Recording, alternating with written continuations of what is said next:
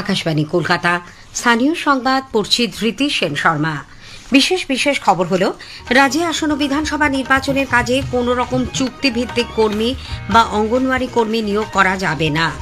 আসন্ন বিধানসভা ভোটের সমস্ত বুথে নিরাপত্তা, পানীয় জল, শৌচাগারের মতো সুবিধে যেন থাকে তা সুনিশ্চিত করতে হবে বলে কলকাতা হাইকোর্ট নির্দেশ দিয়েছে। সুপ্রিম কোর্ট রাজ্যে এসআইআর প্রক্রিয়ায় বিবেচনাধীন ভোটারদের ইস্যু 6 এপ্রিলের মধ্যে নিষ্পত্তি করার জন্য মৌখিকভাবে নির্দেশ দিয়েছে নির্বাচন কমিশনকে। পশ্চিমবঙ্গ সফরের দ্বিতীয় দিনে বিজেপির সর্বভারতীয় সভাপতি নীতিন নবীনের আজও বিভিন্ন কর্মসূচি রয়েছে। প্রধানমন্ত্রী নরেন্দ্র মোদী বলেছেন, পশ্চিম এশিয়ায় সংঘাতদীর্ণ এলাকায় বসবাসরত ভারতীয় নাগরিকদের নিরাপত্তা সুনিশ্চিত করাই সরকারের প্রধান লক্ষ্য। রান্নার গ্যাসের রিফিল বুকিং নিয়ে বিভিন্ন সংবাদ মাধ্যমে প্রচারিত খবরের প্রেক্ষিতে সরকার স্পষ্ট জানিয়েছে, বুকিংয়ের সময়সীমার আপাতত কোনো পরিবর্তন হয়নি। আসছে বিস্তারিত খবরে। রাজ্যে আসন্ন বিধানসভা নির্বাচনের কাজে যাতে কোনো রকম চুক্তিভিত্তিক কর্মী বা অঙ্গনওয়াড়ি কর্মী নিয়োগ করা যাবে না বলে রাজ্যের মুখ্য নির্বাচনী আধিকারিক একটি নির্দেশিকা সংশ্লিষ্ট জেলা নির্বাচনী আধিকারিকদের কাছে পাঠিয়েছে। রাজ্যের মুখ্য নির্বাচনী আধিকারিকের দপ্তর সূত্রে এ খবর জানা গেছে। সংশ্লিষ্ট বিষয়ে সুনির্দিষ্ট অভিযোগের ভিত্তিতে ওই নির্দেশিকা পাঠানো হয়। জনপ্রতিনিধিত্ব আইন 1951 অনুসারে ভোটের কাজে নিযুক্ত প্রিসাইডিং অফিসার এবং পোলিং অফিসার নিয়োগের দায়িত্ব জেলা নির্বাচন আধিকারিকদের। ভোটকর্মী ডেটাবেসে রাজ্য সরকারি কর্মচারী এবং ব্যাংক, পিএসইউ সহ কেন্দ্রীয় সরকারি কর্মচারীদের দুটি পৃথক তালিকা থাকবে, যাদের ভোটকর্মী হিসেবে মোতায়েন করা যেতে পারে। পোলিং কর্মীদের ডেটাবেসে কোনো চুক্তিভিত্তিক কর্মী নেই, এই মর্মে জেলা নির্বাচন আধিকারিক স্বাক্ষরিত একটি শংসাপত্র 30 মার্চের মধ্যে জমা দেওয়ার নির্দেশও দেওয়া হয়েছে ওই নির্দেশিকায়। আসন্ন বিধানসভা নির্বাচনে সমস্ত বুথে পর্যাপ্ত নিরাপত্তা, পানীয় জল ও শৌচাগারের মতো সুবিধে নির্বাচন কমিশনকেই সুনিশ্চিত করতে হবে বলে কলকাতা হাইকোর্ট নির্দেশ দিয়েছে।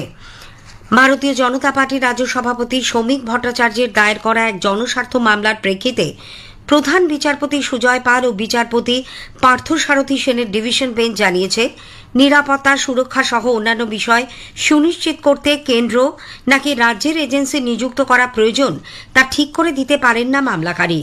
এই মামলায় রাজ্যের অ্যাডভোকেট জেনারেল কিশোর দত্ত আদালতে জানিয়েছিলেন, ম্যাকিনটোশ বার্ন সংস্থা এই কাজ থেকে অব্যাহতি নেওয়ার পর রাজ্যের স্কুল শিক্ষা দপ্তরকে বুথের নিরাপত্তা ও অন্যান্য বিষয় পর্যাপ্ত রয়েছে কিনা তা দেখার দায়িত্ব দিয়েছিল রাজ্য।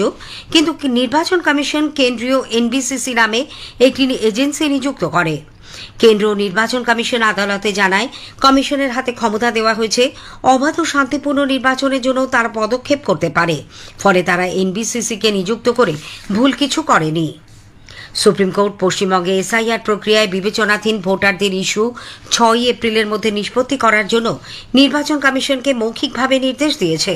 প্রধান বিচারপতি সূর্যকান্ত এবং বিচারপতি জয়মাল্য বাগচির বেঞ্চ বলেছে, যে সমস্ত কেন্দ্রে আগে ভোট গ্রহণ সেখানে যাতে অ্যাডজুডিকেশনের কাজ প্রথমে সম্পন্ন করা যায় সেই উদ্যোগ নিতে হবে। বিভিন্ন রাজনৈতিক দলের প্রার্থীদের নামের ক্ষেত্রেও অ্যাডজুডিকেশনের কাজ আগে হাতে নিতে নির্দেশ দিয়েছে শীর্ষ আদালত। উল্লেখ্য, নির্বাচন কমিশন আদালতে জানায়, এখন থেকে প্রতিদিন অ্যাডজুডিকেশনের কাজ শেষ হলে দৈনিক ভিত্তিতে তার তালিকা প্রকাশের চেষ্টা করা হবে। সেজন্য কমিশন কলকাতা হাইকোর্টের প্রধান বিচারপতিকে অনুরোধ জানাবে। রাজ্যের পক্ষে আইনজীবী শ্যাম দেওয়ান আদালতে জানান, সোমবারের প্রকাশিত তালিকায় কতজনের নাম বাদ পড়ল তা এখনও স্পষ্ট নয়। 16 এপ্রিলের মধ্যে অ্যাপিলেট ট্রাইব্যুনাল যাতে তাদের কাজ সম্পন্ন করে সে ব্যাপারেও জোর দেন তিনি। মামলার পরবর্তী শুনানি আগামী 1 এপ্রিল। বিধানসভা নির্বাচনের প্রেক্ষিতে সীমান্তবর্তী জেলাগুলিতে নজরদারি আরও জোরদার করার নির্দেশ দিয়েছে কমিশন।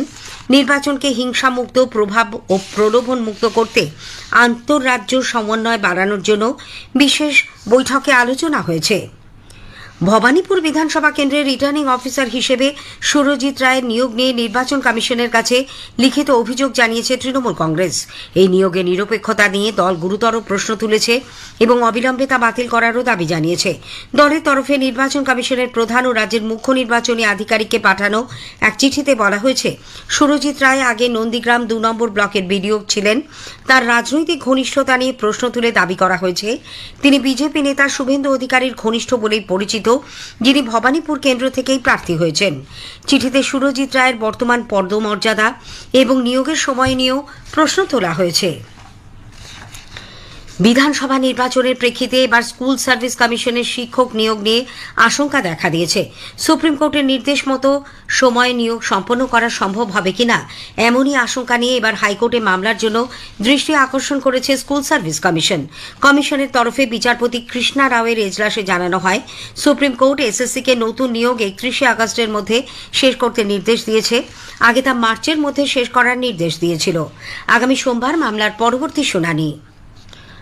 পশ্চিমবঙ্গ সফরের দ্বিতীয় দিনে বিজেপির সর্বভারতীয় সভাপতি নীতিন নবীনের আজও বিভিন্ন কর্মসূচি রয়েছে। কিছুক্ষণ আগে তিনি দক্ষিণেশ্বরে মা ভবতারিণী মন্দিরে পুজো দেন। রামকৃষ্ণ পরমহংসদেব, মা শারদার ঘর, রামকৃষ্ণদেবের ধ্যান কক্ষ পরিদর্শন করেন। পরে সাংবাদিকদের শ্রী নবীন বলেন যে বাংলার সংস্কৃতি একদা সারা দেশে সমাদৃত ছিল, সেই সাংস্কৃতিক পরিমণ্ডল তৃণমূল সরকারের আমলে নষ্ট হয়েছে। বিকশিত বাংলা গড়ে তোলার জন্য তিনি মায়ের কাছে প্রার্থনা করেছেন। को चोट करते हैं। आज हमारे यहाँ नमाज पढ़ने का इजाजत मिलता है, पर माँ की पूजा करने के लिए पंडाल का हाईकोर्ट से लाना पड़ता है। दुर्भाग्य है, और माँ का आशीर्वाद मिलेगा।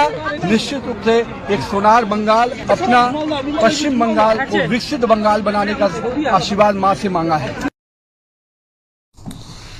বিজেপির সর্বভারতীয় সভাপতি এরপর মহিলা, যুব, স্বেচ্ছাসেবী সংস্থা, বিভিন্ন ধর্মীয় সংগঠন এবং তপশিলি জাতি, উপজাতি ও অন্যান্য অনগ্রসর সম্প্রদায়ের সুবিধাভোগী দলগুলির সঙ্গে সাক্ষাৎ করেন। এরপর সল্টলেক বিজেপির কার্যালয়ে তার এক সাংগঠনিক বৈঠকে যোগ দেওয়ার কথা। উত্তরবঙ্গ সফররত তৃণমূল কংগ্রেস নেত্রী মুখ্যমন্ত্রী মমতা ব্যানার্জি আজ সেখানে 3টি জনসভায় যোগ দিচ্ছেন। ময়নাগুড়িতে এক সভায় ভাষণ দিয়ে তিনি এসআইআর প্রক্রিয়ায় ভোটার তালিকা থেকে নাম বাদ দেওয়ার ব্যাপারে আবারও সমালোচনায় সরব হন। একটিও নাম, বিশেষত মহিলা ভোটদাতাদের নাম বাদ গেলে মা বোনেরা রুখে দাঁড়াবেন বলে তিনি স্পষ্ট বার্তা দেন। মনে রাখবেন, সব চক্রান্তের বিরুদ্ধে লড়াই করার জন্য আমার মা বোনেরা রেডি আছে। একটা মা বোনের নামে বাদ দেয়া মানে প্রত্যেকটা মহিলা সমাজের নাম বাদ দেয়া। আর যদি মনে করে বাইরে থেকে এজেন্সি এনে ছাপ্পা করবে, মা বোনদের বলবো যে রাধে সে চুলো বাদে। ছেলেদের পেছনে রাখবেন, আপনারা সামনে থাকবেন। স্থানীয় সংবাদ শুনছেন আকাশবাণী কলকাতা কেন্দ্র থেকে। ভারতের স্বাধীনতা সংগ্রামের ইতিহাসে পশ্চিম মেদিনীপুর জেলা এক গৌরবোজ্জ্বল ভূমিকা পালনের নজির রেখেছে। রাজ্যে অষ্টাদশ বিধানসভা নির্বাচনের প্রথম দফায় পশ্চিম মেদিনীপুরে ভোট হবে 23শে এপ্রিল। এক নজরে দেখে নেওয়া যাক জেলার ভোট চিত্র।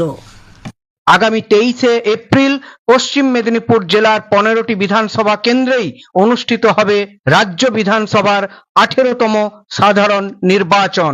এই নির্বাচনকে কেন্দ্র করে সরকারি পর্যায়ে সমস্ত ধরনের ব্যস্ততা তুঙ্গে। জেলায় বলবৎ রয়েছে আদর্শ আচরণবিধি। সমস্ত রাজনৈতিক দলের প্রার্থীরাই তাদের প্রচারের কাজ শুরু করেছেন। জেলার 15টি বিধানসভা আসনের মধ্যে 11টি অসংরক্ষিত আসন, 3টি তফসিলি জাতির জন্য এবং 1টি তফসিলি উপজাতির জন্য সংরক্ষিত আসন রয়েছে। এসআইআর পর্বে ঝাড়াই বাছাইয়ের চলতি মাসের 15 তারিখ পর্যন্ত পাওয়া তথ্য অনুসারে জেলায় মোট ভোটদাতা রয়েছেন 37,11,232 জন। এর মধ্যে প্রায় 18,86,000 জন পুরুষ এবং প্রায় 18,25,000 জন মহিলা। তৃতীয় লিঙ্গের ভোটার রয়েছেন 17 জন। জেলার 4,333টি প্রধান এবং 440টি সহায়ক, মোট 4,773টি বুথে ভোট গ্রহণ করা হবে। সব্যসাচী লাহা, আকাশবাণী সংবাদ, পশ্চিম মেদিনীপুর। প্রধানমন্ত্রী নরেন্দ্র মোদী বলেছেন, পশ্চিম এশিয়ার সংখ্যাতীর্ণ এলাকায় বসবাসরত ভারতীয় নাগরিকদের নিরাপত্তা সুনিশ্চিত করাই সরকারের প্রধান লক্ষ্য। রাজ্যসভায় গতকাল তিনি জানান, ক্ষতিগ্রস্ত পরিবারগুলির কাছে প্রয়োজনীয় সব সহায়তা ও চিকিৎসা সরঞ্জাম পৌঁছে দেওয়া হচ্ছে। দেশের কৃষক সম্প্রদায়কে যাতে সংঘাতের ফল ভোগ করতে না হয় তা নিশ্চিত করতে তিনি জানান, দেশের সারের পরিমাণও পর্যাপ্ত রয়েছে। এদিকে পশ্চিম এশিয়ার চলতি সংঘাতের প্রেক্ষিতে উদ্ভূত পরিস্থিতি নিয়ে আলোচনার জন্য সরকার আজ সংসদ ভবনে এক সর্বদলীয় বৈঠক ডেকেছে। রান্নার গ্যাসের রিফিল বুকিং নিয়ে বিভিন্ন সংবাদ মাধ্যমে প্রচারিত খবরের প্রেক্ষিতে সরকার স্পষ্ট জানিয়েছে, বুকিংয়ের সময়সীমার কোনো পরিবর্তন আপাতত হয়নি। শহরাঞ্চলে একটি গ্যাস বুকিংয়ের 25 দিন পর দ্বিতীয়টি এবং গ্রামাঞ্চলে তা 45 দিন পরেই করা যাবে। এই সময়সীমার কোনো হেরফের হয়নি। উল্লেখ্য, সংবাদ মাধ্যমের একাংশে প্রকাশিত খবরে বলা হয়, প্রধানমন্ত্রী উজ্জ্বলা যোজনায় সিলিন্ডার পাওয়ার জন্য বুকিংয়ের সময়সীমা ৪৫ দিন। এছাড়া উজ্জ্বলা যোজনার আওতাভুক্ত নয় এমন ধরনের সংযোগের ক্ষেত্রে সিঙ্গল সিলিন্ডার 25 এবং ডাবল সিলিন্ডারের বুকিংয়ের ক্ষেত্রে 35 দিনের সময়সীমা ধার্য করা হয়। স্থানীয় সংবাদ শেষ